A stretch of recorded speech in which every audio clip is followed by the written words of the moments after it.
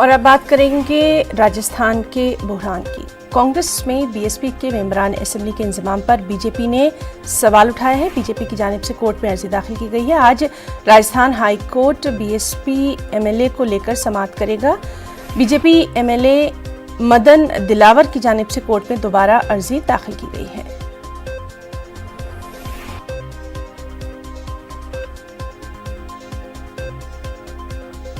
राजस्थान में सियासी बहरान के दरमियान आज गोविंद सिंह डोटासरा कांग्रेस की कमान संभाल लेंगे। गोविंद सिंह डोटासरा की ताजपोशी के लिए तैयारियां पूरी हैं।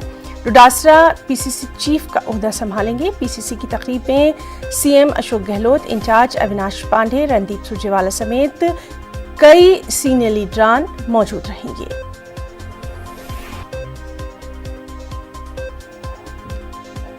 और कांग्रेस के सीनियर लीडर तारिक अनवर ने राजस्थान में चल रहे सियासी बहरान पर तनकीद की। तारिक अनवर का कहना है कि उम्मीद है गवर्नर जल्द असेंबली सेशन बुलाने की तजवीज़ को मंजूरी देंगे। गवर्नर साहब ने जो कंडीशन रखा था सत्र बुलाने का, उसको ध्यान में रखते हुए राजस्थान सरकार ने और उसके मंत्रिमंडल ने वो प्रस्ताव फिर से एक बार राज्यपाल महोदय के सामने रखा है।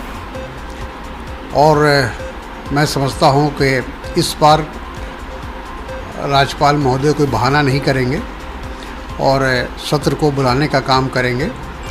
और जो एक संवैधानिक समस्या खड़ी हो गई है, उस विवाद से कम राजस्थान को बाहर निकालने का काम करेंगे।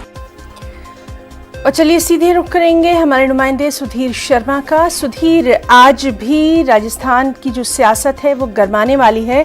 खासतौर पर हम बीएसपी पर लगातार नज़र बनाए हुए हैं, क्योंकि लगातार हम देख रहे हैं कि मायावती किस तरह से कांग्रेस के ऊपर निशाना साध रही हैं। आज का दिन भी काफ़ी अहम, तफसीलात चाहेंगे।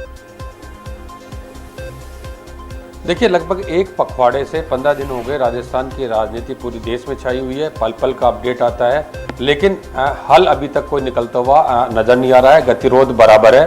गतिरोध है राजभवन और सरकार के बीच, गतिरोध है पायलट गुट और अशोक गहलोत गुट के बीच में, और इधर बीच में बसपा का जो मामला है, भाजपा के जो विधायक है मदन दिलावर, उन्होंने कोर्ट में याचिका दायर कर रखी है हाई कोर्ट जयपुर में, उस पर आज सुनवाई होनी है। यानी सियासत पूरी गरमाई हुई है। अब देखना यह है कि राजभवन में जिस तरह से तीसरी मर्तबा जो फाइल गई है, पत्रावली गई है विधानसभा का सत्र आहूत करने को लेकर, उस पर क्या निर्णय होता है।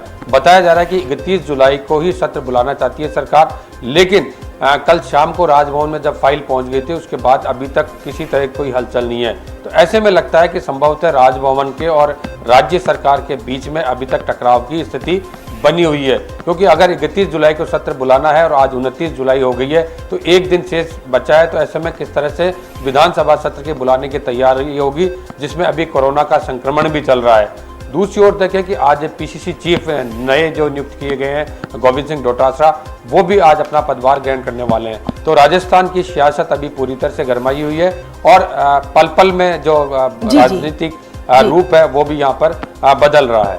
जी सुधीर, बहुत बहुत शुक्रिया आपका अदा करना चाहेंगे। और लगातार वहाँ के हालात पर नजर बनी हुई है।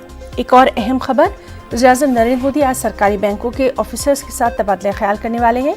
मुल्क की मईशत और मौजूदा हालात पर यहाँ तबादला ख्याल किया जाएगा। वज़ीर-ए-आज़म की ये गुफ्तगू वीडियो कॉन्फ्रेंस के जरिए होगी।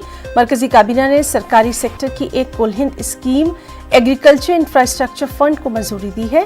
इस स्कीम के तहत फसलों की कटाई के बाद के बंदोबस्त से मुतालिक बुनियादी ढांचे और कम्युनिटी खेती बाड़ी के सिलसिले में सूद में तखफीफ और तवील मुद्दती कर्जे की मालियाती सहूलत फराहम की जाएगी। इन मामलात में भी बैंकों के अफसरान से तबादला ख्याल किया जाएगा।